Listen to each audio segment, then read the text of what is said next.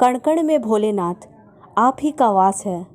हर भक्त के लिए आप और हर भक्त आपके लिए खास है। जय भोलेनाथ। हेलो फ्रेंड्स, कैसे हैं आप सब दोस्तों। आप सभी का हमारे चैनल अखंड ज्ञान में एक बार फिर से बहुत बहुत स्वागत है।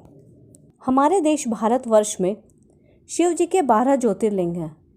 इन 12 ज्योतिर्लिंग का अपना अलग महत्व और मान्यताएं हैं। धार्मिक मान्यताओं के अनुसार इन 12 ज्योतिर्लिंग में ज्योति के रूप में भगवान शिव स्वयं विराजमान हैं। शिव पुराण में एक कथा के अनुसार एक बार सृष्टिकर्ता ब्रह्मा और जगत पालक विष्णु में विवाद हुआ कि उनमें से कौन श्रेष्ठ है। तब उन दोनों का भ्रम समाप्त करने के लिए शिव एक महान ज्योति स्तंभ के रूप में प्रकट हुए, जिनकी था ये दोनों देव नहीं पा सके। इसी को ज्योतिर्लिंग कहा जाता है।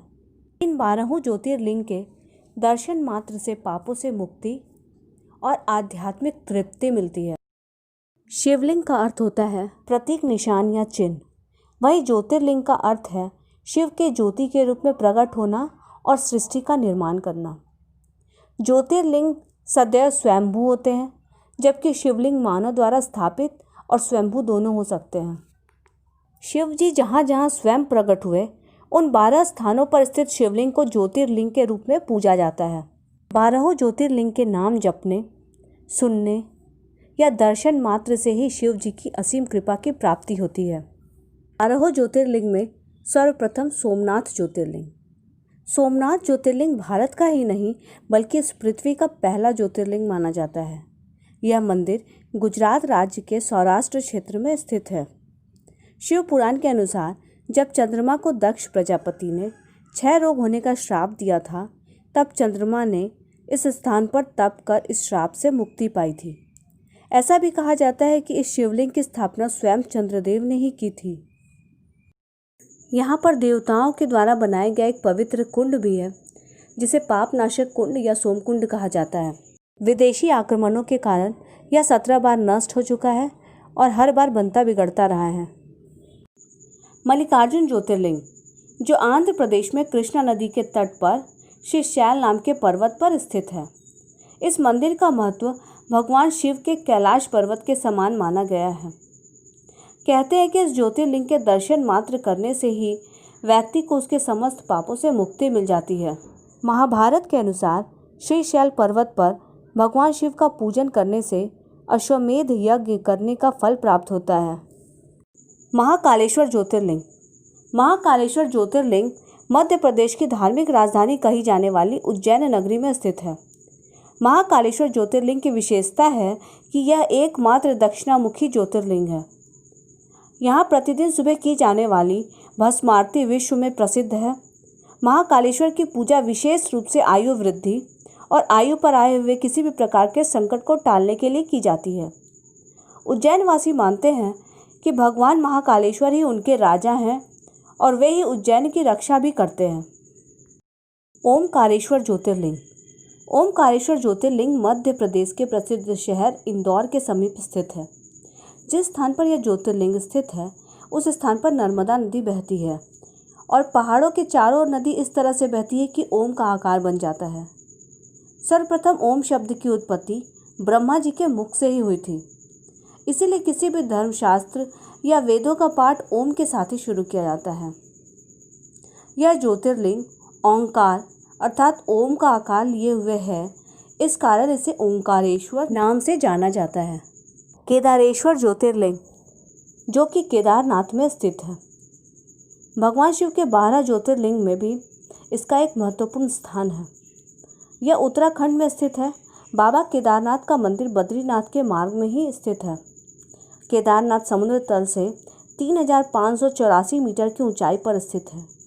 केदारनाथ का वर्णन स्कंद पुराण और शिव पुराण में भी मिलता है। यह तीर्थ भगवान शिव को अत्यंत प्रिय है। जिस प्रकार कैलाश का महत्व है, उसी प्रकार का महत्व शिव जी ने केदार क्षेत्र को भी दिया है। भीमाशंकर ज्योतिर्लिंग, जो कि महाराष्ट्र के पुणे जिले में सह्याद्री नामक पर्वत पर स्थित है। भीमाशंकर ज्योतिर्लिंग को मोटेश्वर महादेव के नाम से भी जाना जाता है। इस मंदिर के विषय में यह मान्यता है कि जो भी भक्त श्रद्धा से इस मंदिर के प्रतिदिन सुबह सूर्य निकलने के बाद दर्शन करता है, उसके 7 जन्मों के पाप दूर हो जाते हैं और उसके लिए स्वर्ग के मार्ग आसानी से खुल जाते हैं।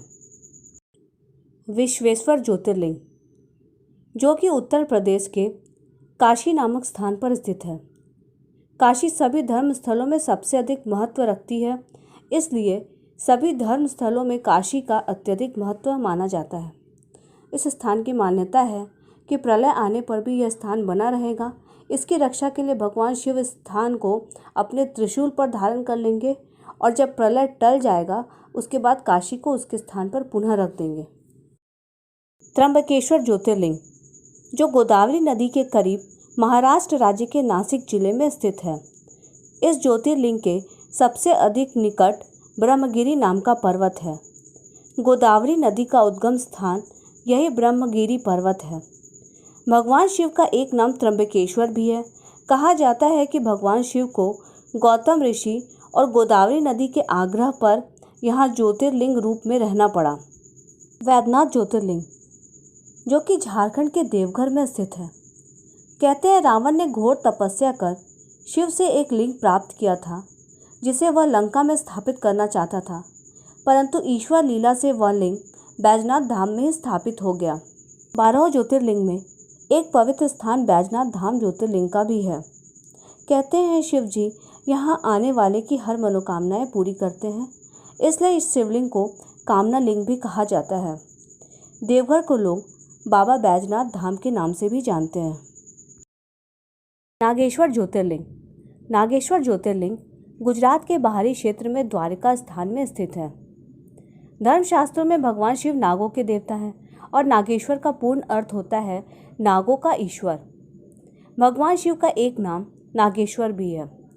द्वारकापुरी से भी नागेश्वर ज्योतिर्लिंग की दूरी 17 मील की है।